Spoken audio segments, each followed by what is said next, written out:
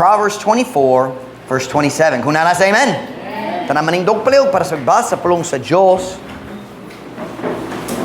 Proverbs 24 and verse number 27.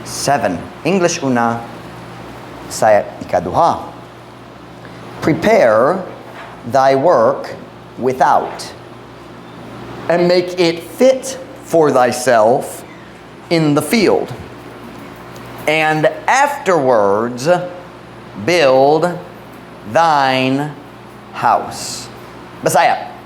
Andama ang imong buha sa gawas, og himoa kini nga musibo alang sa imong kaugalingon diha sa uma, og pagkatapos tukora ang imong balay.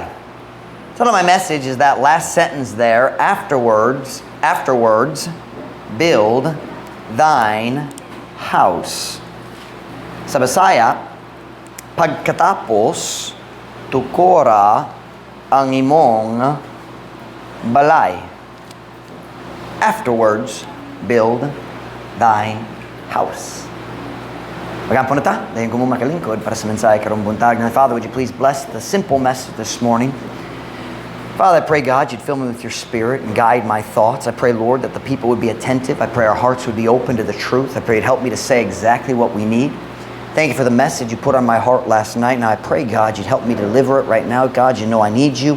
Help me, Father. We love you, Lord. Pray in Jesus' name. Amen. Pwede ka mo maglingkod.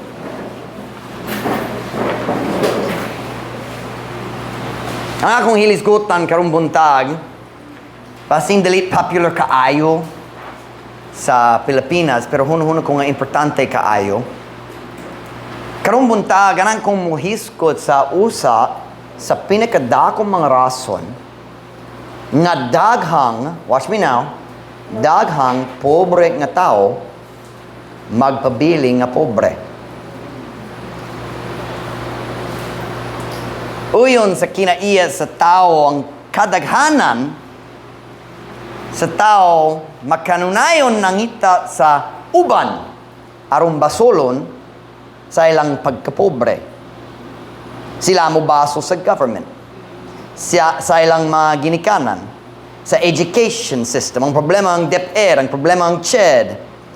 Magbaso sila sa mga negosyante. Kuripot ang mga negosyante, gamay ang sweldo, ug uban pa. Kana ang kinaiya sa tao kung natay problema, gananta mangita sa uban aron basolon. Og daghang tao, ikaw makakita, daghang tao sama ni Ana. Magabaso sila sa tanan para sa ilang pagkapobre, apan. Pero, kung ikaw mususi sa ilang kinabuhi, sa dalit madugay mo kita ka, nga ang ilang kahintang sa kinabuhi, na ay mas hilabihan kadakong kalabutan sa ilang kaugalingon mga decision, kaysa tanan lain panghitabo nga gihinungdan sa uban. Klaro ba? Balik na ta sa atong text verse karong buntag, Proverbs chapter 24 and verse 27.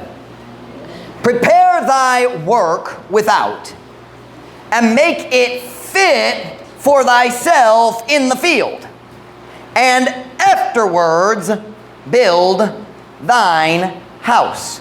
Andama ang imong buha sa gawa, so himoa kini nga musibo alang sa imong kaugalingon diha sa uma, og pagkatapos tukora ang imong balay. Gahapon sa gabi, ulahi ko nagsula sa mensahe kay na-brown out sa tibog buntag o hapon o nakoy dagang laing buluhaton sa buntag o hapon sa wakoy time. So gabi lang naglingkod ko. Nadani akong kasing-kasing nga to nini nga verse. I just felt like this what I'm supposed to preach, but I had no ideas. Wala ko idea. Unsa akong walihon kabay ni ini. Pero naglingkod ko, magsula, ang Diyos nag-giat na ko. Umangaya ko, kamaminaw na ko karon. Kini nga verse, diri, naghatag og tambag nga to sa batanon nga lalaki, nga hapit na magsugod sa iyang kaugalingon farm, iyang kaugalingon umahan. Bago pa na siya iyang kaugalingon property, iyang kaugalingon lote, iyang kaugalingon umahan, First time sa iyang kinabuhi. Lukob sa panahon sa Biblia, if you look through the Bible and through most of the history of the world, every culture until the last 100 years or so, every culture was based on agriculture and raising animals. Kaya ang pagkaon mas importante kaysa bisan unsay lain. So ang tanan culture sa miagi, sa kasaysayan, sa kalibutan, hangtod sa panahon gitawag the industrial age, until the time of industry and factories, and ang mga tao nagbalhin sulod sa mga dako nga syudad na millions of people in Cebu and millions of people in Manila. Before all of that, halos tanan tao kapuyod dito sa mga umahan. Diya sa panginabuhi, ang kadaghanan kanunay maong mga mag-uuma. Sila nagbuhi sa mga manana, sila nga nagtanom, nag-ani, nag-work diha sa umahan. So atong nakitaan that is ang batanong nga lalaki. That's the advice in this verse. It's for a young man. Hapit na siya ready nga magsugod sa iyang kaugalingon farm. Mura, giyatagan siya sa farm sa iyang papa. Normally, the fathers would have their property, and kung dako na ang anak, siya mohatag og bahing ngato sa iyang anak, aron siya na iyang kaugalingon. So today I want us to think about this young man and see what we can learn from this verse. Now, we kinahanglan ta makasabot. Kini nga batanon, dili siya us ka bag-ong mag-uuma. Murag, sukad sa iyang pagkabata, nag-work siya, nagtrabaho siya diha sa umahan sa iyang amahan. So, nana siya'y kahibalo. Kabalo siya unsang paghimo sa trabaho diha sa umahan. Kabalo siya sa pagtanom. Kabalo siya unsang pag-clear sa yuta. Mukuha sa sagbot, mukuha sa mga bato, mukuha sa mga kahoy. Unsang pagdaro, unsang pagbutang sa fertilizer. Murag, kabalo na siya sa tanan. Dali bago siya. Pero kini ang iyang kaugalingon, umahan. So this morning, let's imagine this young man. Bago pa gihatagan siya og umahan sa iyang amahan. Umahan sa iyang amahan, nindot yun. And I want us to ask some simple questions kabahin ni ini nga batanon. Listen carefully, pamina. Una sa tanan, question number 1, is this young man married? Kinit ba batanon na minyo na murag dili? Si Pastor Mike, how do you know that? Wala pa siya'y balay. Wala pa siya'y balay. And in the Bible, you built your house before you got married. Let me show you a verse. Genesis 2 verse 24. Pwede ka mumulantaw. Genesis 2 verse 24. Kini ang nindo nga tambag alang ibisang kita nga ganan magkasal, ganan magminyo, ganan nga magsugod sa iyong kaminyoon sa sakto nga paagi. Genesis 2 verse 24. Genesis chapter 2 verse 24. Kung nana sa amen. Therefore shall a man leave his father and mother, and shall cleave unto his wife, and they shall be one flesh. Busa ang uska lalaki mobiya sa iyang amahan o ginahan o makighiusa ngadto sa iyang asawa o sila mahimong usa ka unod. I want you to think about this. This is in Genesis. Bago pa nagminyo ni Adam ug Eve. Si Adam gimug na una, dayon ang Diyos naghimog ni Eve gikan sa, what is this, gusok? Gikan sa gusok ni Adam. Now, that's incredible. But anyway, naghimog ni Eve. Ang Diyos nagdala ni Eve nga to ni Adam. Bago pa sila nagminyo.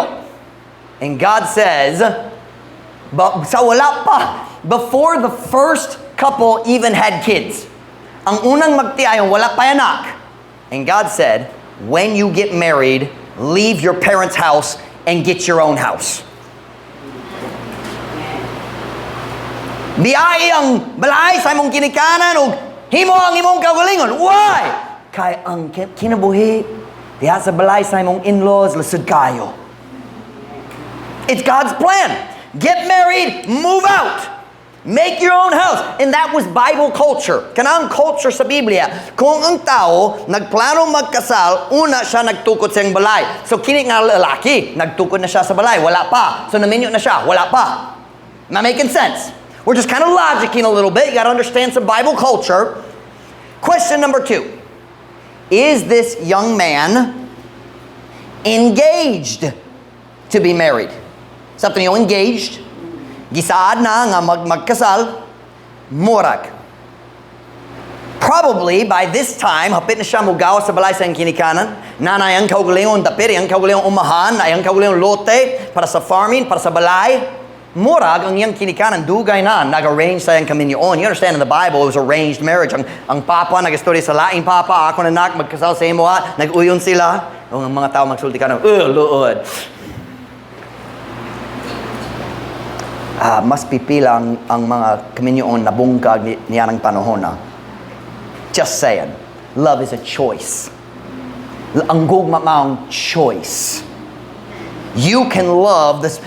Kung ang tao sa Biblia nga walay pili, can I say it that way? Walay pili? Walay choice. Kung sila makihimo sa decision, ako may gugma sa akong asawa, certainly, kung ikaw nagpili sa imong asawa, pwede ka mahigugma kaniya. Just saying. Pero mura, gi-engage kayud siya. The fact that he is preparing to move to his own place is a very clear implication. Nga naman mo tukot sa balay, aron pwede magkasal. So murag, gi-engage na siya. Nainom na mo sa story ni Joseph ug Mary, the Bible says they were espoused. Or another Bible word is betrothed. It's very similar to the word engaged. It means padulong sila sa kaminyoon, gisaad na, sigurado magkasal sila, just wala pa nahitabo. That's probably the type situation we're dealing with here. Naibatanong nga lalaki, gipilit na daan sa babae, ang babae nga, iyang future wife, ang iyang pangasawa nun, so he's heading towards marriage. He's almost certainly engaged, just like Mary and Joseph were engaged. Padayon ta. Question number 3. Where was he living? Kini nga batanon nga atong nga si Solomon naghatag og tambag nga ato sa batanon nga lalaki. Kini nga lalaki, was he married? Probably not. Was he engaged? Murag. Question number 3. Where was he living at this time? Kung nana siya umahan pero wala pa nag-work sa field o wala pa nagtukod sa balay, asa siya nagpuyo? Almost certainly sa balay sa kinikanan gyapon. Well, that just makes sense. See, we're just being logical here. I'm not preaching doctrine. We're just being logical so we understand the background. Murag sa siguro, gapuyog yapon siya diya sa balay sa kinikanan. So what do we see here? Naibatanong nga lalaki. Magandam siya magsugod sa iyang kaugalingong kinabuhi. Excited siya kabayan sa umaabot. Nana siya iyang kaugalingon umahan para sa panginabuhi. Nay asawa, murag nay asawa. Padulong siya sa kasal. Which leads me to my 4th question. Did he have any reasons to feel impatient? Kini nga lalaki, napa siya rasang makulangan sa pasensya? Siyempre! Ganan siya magkasal! Diba? Ganan siya magkasal! Especially kung gipili na. He knows who she is. Ganahan siya. Does he have a reason to hurry? Yes! Nairasang na siya madali-dalion. Yes! Do you think, huno na ba ka nga ganahan siya mo tukod o mutiwa sa iyang balay? Siyempre. Huno na ba ka ganahan siya magpanindo sa balay, kutob sa iyang mahimo, alang sa iyang pangasawa noon? Siyempre. Huno na ka nga medyo madali-dalion siya. Murag. Dayon si Solomon. Musulod na. Ang pinakamaalamong nga tao sa tibuok Biblia. Siya musulod aron muhatag sa tambag nining batanon nga lalaki. Simple nga tambag, but life-changing.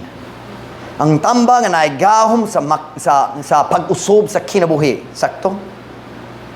Prepare thy work without. Without means outside. Gawas sa balay. Dili sa sulod, gawas. Prepare thy work without and make it fit for thyself in the field. The word fit there is translated as sibo, but it's the idea of ready, fully ready for use. Hingpit nga andam para sa imong panginabuhi. That's the idea of fit. Finished na. We say a soldier is fit for service. Meaning, it's kind of like the word angay. Nahi-angay, pwede siya mahimong sundalo kay sakto yung panglawas. That kind of an idea of fit. Make it fit for thyself in the field and afterwards, build thine house. Pagkatapos, tukora ang imong balay. Now, why would Solomon say that? Nga naman si Solomon nagbati nga, kinahanglan siya mohatag niini nga tambag nga to sa mga batanong nga lalaki. Tungod kay si Solomon nakasabot gayod sa kinaiya sa tawo. Dili natural ang patience sa atong kinabuhi, especially kung batanon pata. Nakasabot si Solomon sa natural nga tinguha diha sa uska lalaki nga dali mutukot siyang balay aron makabalhin na nga to sa iyang kaugalingon nga dapit. This is my house, my life. Natural ang tinguha sa daghang lalaki. Siyempre, nakuha yung mga lalaki, daligyan na mo biya sa balay. Pero natural nga kana nga tingwa diya sa kasing-kasing sa daghang nga lalaki. Nakasabot si Solomon nga sa natural nga kakulang sa pasensya diya sa uska batanon nga lalaki nga dali ganahan muhula sa adlaw sa iyang kasal. Do you ever say that? Dali ko makahula. You ever say that? Dali ko makahula. Hangtod mamhinyot na ko. I got news for you. Makahula gyud ka og mohula. Makahula og mohula. Wakay choice. Solomon was saying, nakasabot ko nga excited ka. Nanakay mong kaugalingong lugar, mong kaugalingong lote, mong kaugalingong umahan, na lugar, magplano ka mo tukot sa balay. Excited ka, kung dili ka makahula sa pagtiwa sa imong balay. Apan, kini dili pa ang panahon alang ni Ana. Una, kinahanglan ka mag-andam sa imong panginabuhi diha sa umahan. Una sa tanan, hey batanon, paminaw. Tanaw ko, paminaw. We're listening, no? Kana say Solomon, nag-istorya. Paminaw. Una, kinahanglan ka mo puto sa tanang kahoy ug sagbot nga nagtabon sa yuta. We know, nag-work ta diri sa nipa. Kablo ta sa kadugay sa pagputo sa kahoy. Og humok kayo ang nipa. Pero grabe kayo, lusod. Kung siya ray isa ang magputo sa matag kahoy, kung wala siya'y trabahante, siya ray isa, bago pa siya, dali siya datong nga negosyante, siya ray isa, basin usa lang mo tabang niya, ron dali one lang, dali maginusara, pero dali siya daghang servants mo tabang niya. How long does it take kung na'y daghang kahoy? Wala sila power saw. Atsa lang. How long would it take to clear all the trees? Ang tanan sagbot, tanan mga bushes o trees. Murag mga bulan kung medyo dako ang umahan. Pero dili kana ra si Solomon nagpadayon. Dayon paminaw kinahanglan ka magkuha o magpadaplin sa tanan mga bato nga nakatag bisan asa sa uma. Well, that's gonna be a few days of hard work. You ever collect rocks and move? Oh, kapoy gyud. Ayaw kalimti, kinahanglan pud ka magandam sa paagi nga mudala og tubig ngadto sa imong umahan. Gentlemen, can we say kanal? Grabe kayo lusod ang pagkalot sa kanal. Amen? Di kapoy pa hangtod karon 2 weeks kapin, kapoy gyapon sila. Pag kung basing kinahanglan magkalot sa kanal gikan sa sapa nga medyo layo. Dili layo kayo. Kung magkalo ka sa kanal, ang tanan layo kayo. How long would that take? Pila ka simana, pila ka bulan. Kung kinahanglan ka, kung 100 meters, o ikaw ray isa. Wow. Ang uban mga laki nagsulti karon, nagundang ko daan. Humantanan niya na.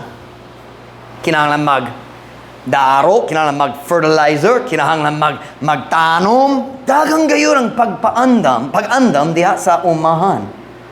Realistically speaking, it would be fair to say it's going to take 6 months to a year. Ug murag mas duol sa 1 year ang pag-andam sa iyang umahan. So with that understanding, with that thinking in mind, daghang trabaho, basin 1 year mag-work siya mag-andam sa field. Aron nga ready na ang field. Aron na siya mayo nga panginabuhi. Paminaw pag-usab sa tambag ni Solomon sa Proverbs 24:27. Remember, naibatanon, ready na siya magkasal. Excited siya. Ganan mo tukod sa balay una. Pero si Solomon musulti. Prepare thy work without, and make it fit for thyself in the field, and afterwards build thine house. Andama ang imong buha sa gawas, ug himuwa kini nga musibo alang sa imong kaugalingon diha sa uma, ug pagkatapos tukora ang imong balay. The key word there is afterwards. Pagkatapos. Meaning, sa plano sa Diyos, kanunay na ay order. Una, ikaduha, ikatulo, ikaupat, saktong kahanay, saktong order. I want you to imagine, kanang ko ikaw mag-imagine, kini nga, batanong nga medyo madalion, excited siya, ganan siya magkasal, ganan siya magbalin sa iyang kaugalingong lugar. Dayon mo sulod si Solomon. Ug na simple nga tambag. Ready ba? We could explain his advice in one word. Wait. Paghulat. Kabalo ko, si Solomon naging kabalo ko nga, kanang ka magdali diyan sa pagtukod sa imong balay, pero hula sa. Time pa. Kajut lang. Kabalo ko, kanang ka magkasal, kanang magminyo, but wait. The message today is not about waiting to get married, though certainly that applies. The message today is this. Diri sa atong text verse, makita na to sa usa sa pinakadakong mga rasa nga mga pobre, magpabili nga pobre. Listen me now. I don't think it's the biggest reason. The biggest reason poor people stay poor is if they don't want to work. Kung ang tao dali ganan mag-work, magpabiling siya pobre. Kung na'y trabaho, dayon mag-absent kanunay, magpabiling siya pobre. Kung mag-start siya, dayon magsulti, kapoy akong lawas, dayon magundang sa 2 weeks na, pobre gyapon siya. Am I making sense to you this morning? But I'm not preaching about laziness today. What is the second, in my opinion, kinang ikaduha nga dakong rason? The second biggest reason that people stay poor. They aren't willing to wait for the things they want. Dili sila buot nga maghula sa mga butang nga ilang gitinguha. Ganahan sila sa tanan karon. And that is why in 50 years pobre gyapon sila. Dili buot nga mohulat. You say, Pastor Mike, wala ka nakasabot, Amerikano ka. Don't start with me. Sa dihang ako si Ma'am Ruth nagkasal, nagminyo nami. We rented the smallest house I could ever find. It was literally a garage. Nga gi-change nga to sa balay. There is no smaller house anywhere in our area. We waited. Naminyo nami, pero gamay kaya mong gigasto. Kaya nga naman, gamay ang sweldo. Let me tell you why people stay poor. Dili sila ganang mahulat. I want it now. Kaya ni mo gasto sa bagong cellphone? Mag-utang ko. Oh, you want it now. Nasyak gayud ko. Years nilabay. Nakabisita ko sa balay dito sa Palaran. O nakakita ko sa amahan. Nagdala sa bagong screen, bagong speakers, microphone, kompletong video ki sa lutseng balay. Ako naglantang, kabalo ko sa kahimtang nila, apig kayo? Kiyon sa lagi. Dili siya membro dere, by the way. Ako naman tanay siya, bago pa nagpalit ni ini? Oh, bago pa. Cash ba? Dili, utang. Wow!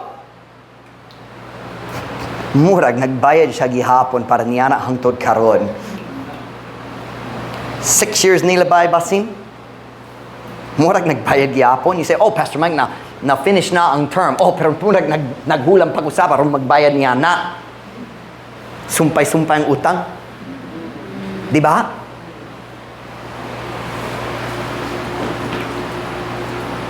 Kanang ko ikaw mag-imagine uban na ko karumbunta. Remember, we've kind of created this imaginary young man. Kini nga batano nga nakadungog sa tambag ni Solomon yan ang panahon na sa Biblia. Kanang ko ikaw mag-imagine ini nga batano nga lalaki mag-decision nga si Solomon wa kabalo. Ready na kung magkasal na namigugma karon kinahanglan magkasal dayon. Kinahanglan mo tungkol sa balay una. Si Solomon dili. Panginoon una, ikaduha ang balay. Dili, okay naman mi. Tungkol sa balay una. Nagsulti siya sa iyang kaugalingon. At pag-utang sa kugamay, aron makatungkol sa akong balay. Pisan dili pa, mahuman gayon. Okay naman mi. Pwede nami magkasal diretso. Dayon pwede kami magkaubanay. Samtang nagtrabaho ko diya sa umahan. Bahala ng balay, basta lang kami magkaubanay. Bahalag saging, basta labing.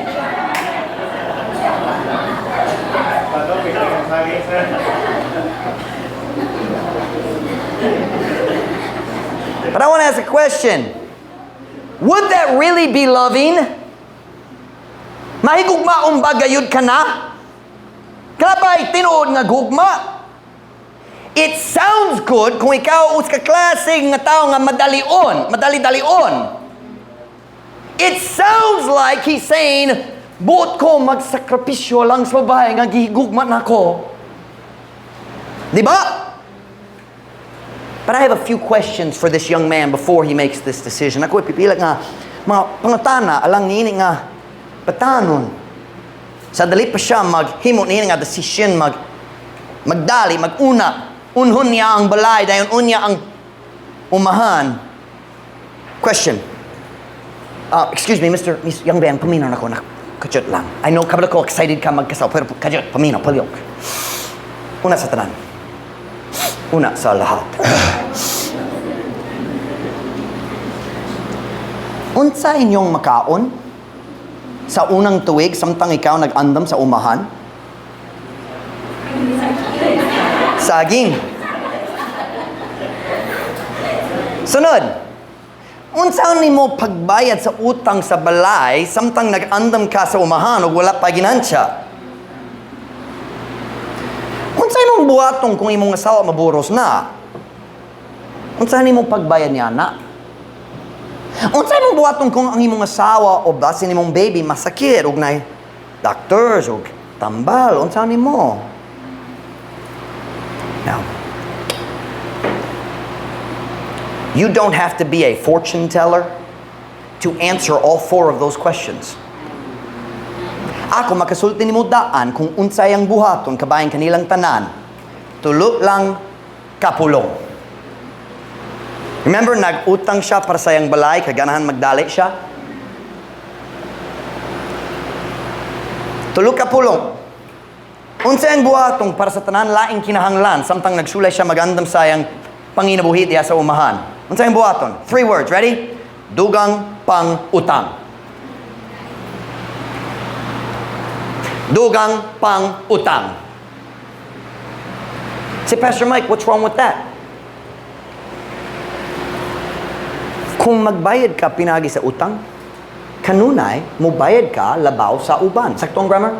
You always pay more than other people. Mubayad ka labaw sa uban tao. Sa pagbayad sa uban, something like that. You always pay more.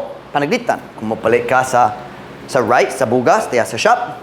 Kung cash, unsa man karon? 60? 60? Kung utang, 65? Pila kung utang? 65? 68? Oh? Wow. Kung mag-borrow ka sa 5-6, ang lain nagbayad 5, ikaw nagbayad 6. So ang lain mo bayad 100, ikaw mo bayad 120. Ang lain mo bayad 1,000, ikaw mo bayad 1,200. Ang lain mo bayad 10,000, ikaw mo bayad 12,000. O sa kamatuoran, dali tinuran 5-6. Maglabaw gayud ni anak. Pero daghang Pilipino, wala kabalo unsang pagkwenta. So wala sila nakasabot sa tinod interest. Sa yung tinod tubo. Ang tao mo bot, bayad na, ikaw mo bayad, pero wala ka idea unsay mong gibayad na. 50 pesos. Oh, sige, sa kung nakoy 50. Ay, pwede ko muhulam sa 50 gikan nimo ug ba kung hubayin nimo kung nice sweldo.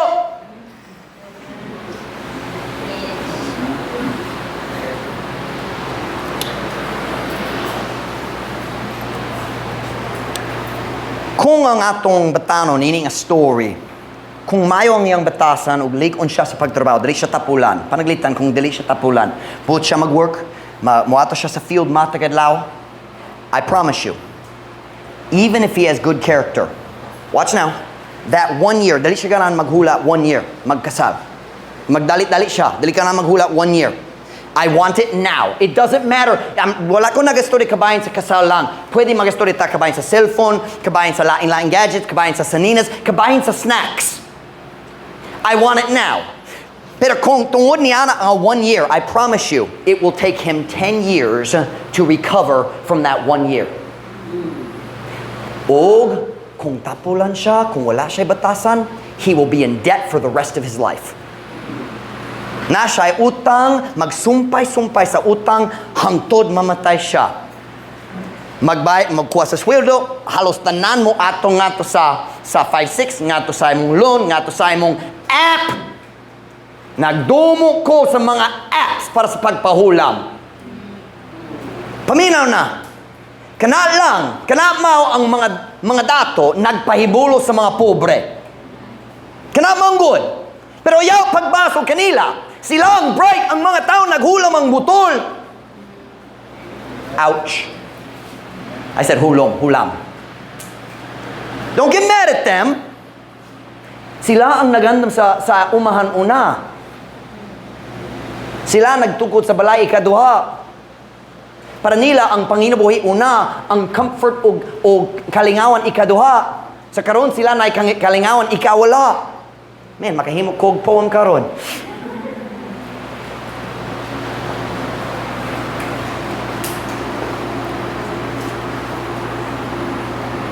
Kung ang batanon na ay mayong batasan, mag-work gayud siya. Unsa may tabo? Nice sweldo. Mahatag sa tanan nimong loans. Huy! Walay sweldo hangtod sunod Friday. Puro na ang kwarta. Unsay mong buhaton? Utang gyapon. Sumpay. Di ba? Pero unsay sinugdanan?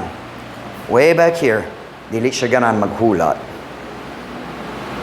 I want to have everything now.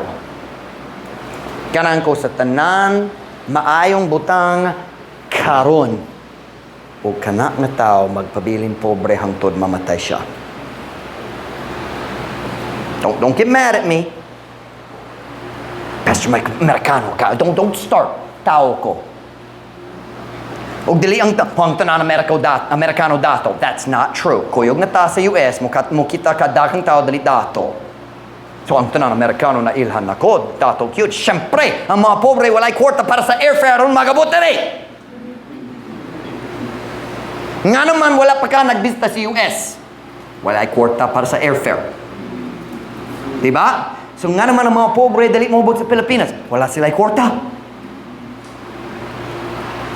Walay labot ang imong nasod, walay labot ang imong panit. Nagastorya ta kabayan sa kinaiya. Nagastorya ta kabayan sa batasan. Where am I here?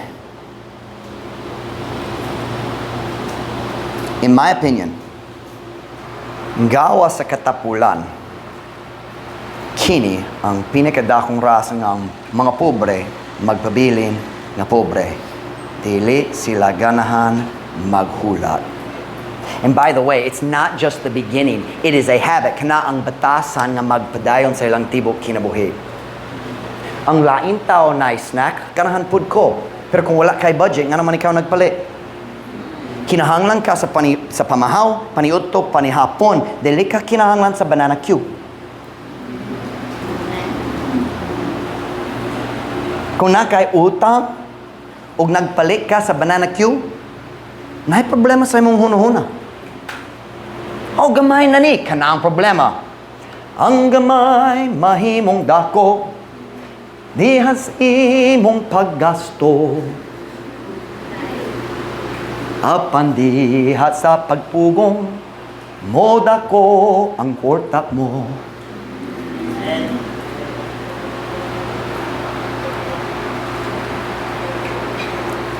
Nga naman ang mga pobre magpabili nga pobre, dili sila makapugong sa ilang kaugalingong nga tinguha. So, watch me now. So, sila maghimo-himo sa mga alibay diha sa ilang hunahuna. Kinahanglan kong maghimo ni ini tungod. Naghimo ko ni ini alang sa akong pamilya. Pahalag, saging, pasta labing.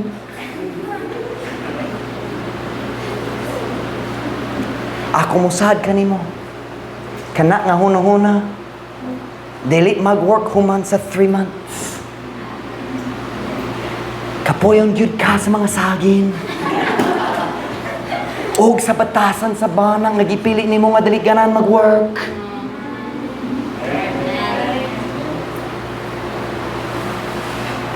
Pastor Mike, I'm doing it for my family. Can I just throw it out there? It's family bonding. Stop that! Dili mayo para sa imong mga anak kung ikaw mo gasto sa kwarta para sa pagkaon. We felt really close last Friday pero wala mi sudan sa Martes. Pero ang lain membro sa church mi kuyog. You have to learn to wait.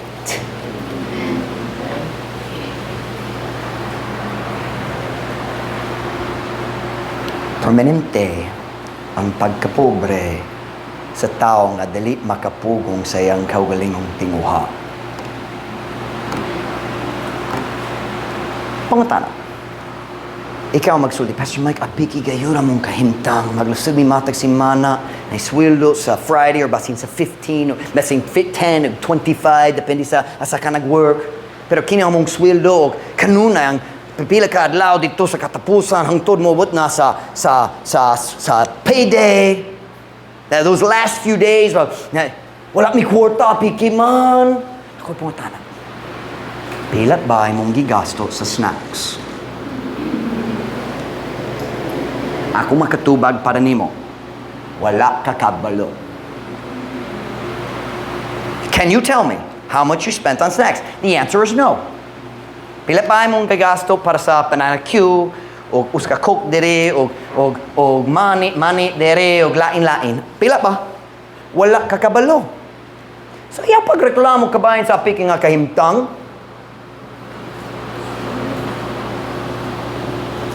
Wow! This just got really personal, didn't it? Somebody's got to say it. Learn to wait. You say, kung apiki ang imong kahimtang, listen to me, parents, listen to me. Your children do not need snacks every day. They need responsible parents. Pero, akong mga anak, maghilak sila kung ang silingan na snacks o sila wala. Nakuha solution para niya na. Spank them! Ayaw maghatag og ganti nga to sa bata nga maghila kung kay wala siya nakuha. So Hannah's got this thing. She doesn't do it as much as she did a few weeks ago. Pero mangayo siya. Ang tao magdumili. Mag-ana siya. Say, what do? We spank her. Ayan na. Dali ta maghimo niya na dali. Dali ka ng saktong response. Never, ever reward bad behavior. Teach your children to be thankful. Naminindo nga snack karon pero kini ra karon si mana kay apiki among kahimtang kinahanglan mo pala og bugas dali mi maka pala sa so karon na may banana Q para nimo og mapasalamat tong gayud ta para sa panalangin sa Ginoo. Kana ang saktong buhat. Kini nga idea of pero naluoy ko sa akong anak. Ikaw ang nagsakit sa imong anak pinaagi sa kakulang sa responsibilidad. Can I say it that way? Kakulang sa disiplina. Say, I want to give my children what I never had. It'd be much better to give them parents who are responsible. Mas mayo kung imong anak makakita sa panag-ingnan diha sa imong kinabuhi. Kung wala tay kwarta, dali ta mo gasto. Wala may kwarta, pero makapalit mo yung utang sa sari-sari. Ayaw pagtulo niya na. Ako makabayad sa Friday, nice will do, mabayad ko sa Friday. Don't teach your children that. Kung sa'yo mong gihimo. Nagtulog ka sa mong anak. English, you're teaching your children how to be poor forever. Boy, isn't this popular in the Philippines? Pobre mi diri tungod sa government, no? Pobre tungod sa imong paggasto. Nahigugma ko ninyo? Say, well, Pastor Mike, kini nga mong culture. I mean, just nagtingwa mi sa mga butang sama sa uban tao. Unsay kasalbaran? What's the solution? I mean, it's just nakoy tinguhar. It's just kini ang akong kinaiya. Ako mo pakita nimo sa solution. 1 Timothy chapter 6. One verse lang. We could do a Bible study on the whole chapter. Nindot yun ang 1 Corinthians 6. Pero, one verse lang. Mubok kayo.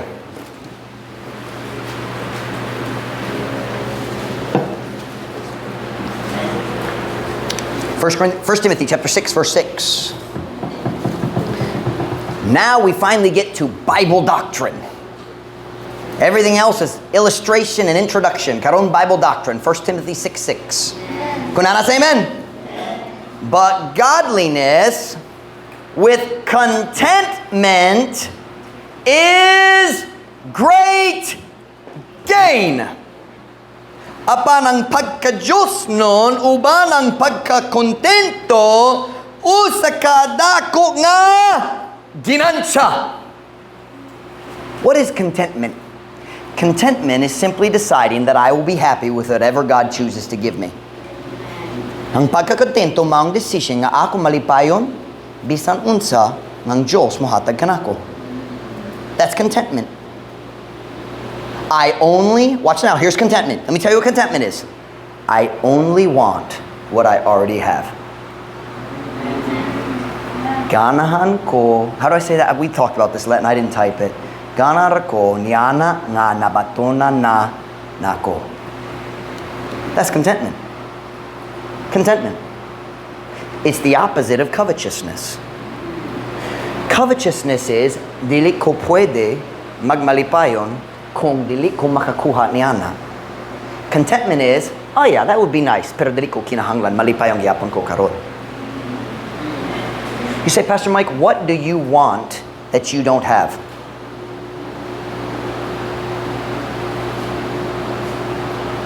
Honestly, nothing. I mean, what do I want? I want my church members to get along and love each other. Kanang ko nga kamo mutubo sa inyong walk with God, mutubo sa inyong pagpangalagad sa Ginoo. Pero sa mga butang, I can be honest. Ma'am Ruth's looking at me like, I can't think of anything. Ma'am Ruth, kanunay magreklamo. Lisod kayo mo pali og regalo para nimo kay wa kay tingwa. Ma'am Ruth bought me a motorcycle helmet. Kaya akong daan, karaan gyud. Dili mag-uyo ng faceplate. Ang faceplate, ako magbutang diri na ulan. Ang ulan mo sulod diri og diri.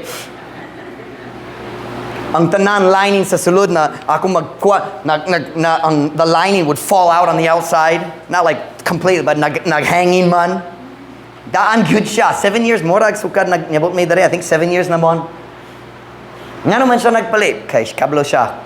Ang snap diri mag-ana, nagbutang ko sa rubber band, kay nadaot na.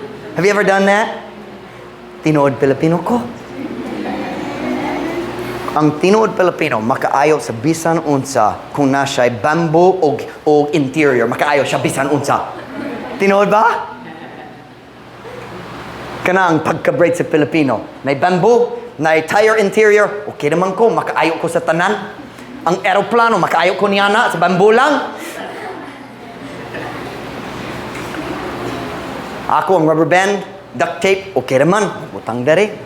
Mag-work yapon. Ma'am Ruth bought me a helmet. Father's Day, di ba? Father's Day. Say, Pastor Mike, what do you want? If you could have anything, I don't know. Have you ever seen Pastor Mike's car? Ilan tao ang car? Na mo? Now, we need a car. Kaya mag-shopping si Ma'am Ruth sa Dapulog. Siyempre, maggamit, give me sa car. Pero tanaw ang car na mo. Lantawa kung mugawas ka. Pastor Mike, if you could get a new car, what would it be? I don't know. I've never thought about it. I don't know. You see, contentment is great gain. And I love the word in Visayas, ginansya. Ang pinakanindo nga ginansya, mao ang pagkalipay sa akong nabatunan karon. Saktong grammar. Contentment can give you true happiness. Ang tanan kwarta sa kalibutan, dali makahimo niya na. Ang nindo nga cellphone, dali makahatag nimo. Kay, kung ikaw mo kuha sa cellphone nga gitingwa nimo, napailain nga bago pa. Kano na ilailain? Oh, naanak ko'y iPhone, pero bago pa. 70,000 na lang, pohon-pohon. Ang contentment mo, hatag nimo sa mayong mga relasyon. Ako, malipay, sa bana ng Diyos mihatag kanako. Contentment. I'm happy with the kids God gave me. I'm just joking. You know what? Contentment. But I thought of something last night I never thought about before. Nag-istorya ta kabahin sa tao nga dali ganan maghula. So kanunay, kung naikwarta mo gasto diretso, kay ganan sila sa tanan karon. I just realized something. Contentment will also change your financial situation. Ang pagkakontento mag-usog sa imong financial nga kahimtang. Pastor Mike, yun sa. Dali na ka mo gasto kanunay. Kay contented na. And the Bible says, Philippians, and we're done. Si Paul nagingon, I have learned in whatsoever state I am, therewith to be content. Let me make it shorter. I have learned to be content. Ako nakakaton sa pagkakontento. Do you know what that means? You say, Pastor Mike, ako ang klase sa tao nga ganahan sa mga butang. Kanakong kinaiya. Makakaton ka sa pagkakontento. And it would be the best thing you could ever do for your children. Learn contentment so you can teach it to your children. I have learned. Can I ask you a question? Why don't you decide today, ako mukaton sa pagkakontento? I'm gonna stop going through life like this. Unsa pailain na kulang sa akong kinabuhi. And I'm gonna go through life saying, salamat Ginoo sa imong gihatag kanako. Kay paigo man kana. Ginoo, salamat sa balay imong gihatag nako. Pastor Mike, nay daghang problema sa mong balay. Kung mag-ulan, uy, grabe kayo, tulo. Contentment is, Lord, salamat kayo nga namin mga payong sulod sa balay.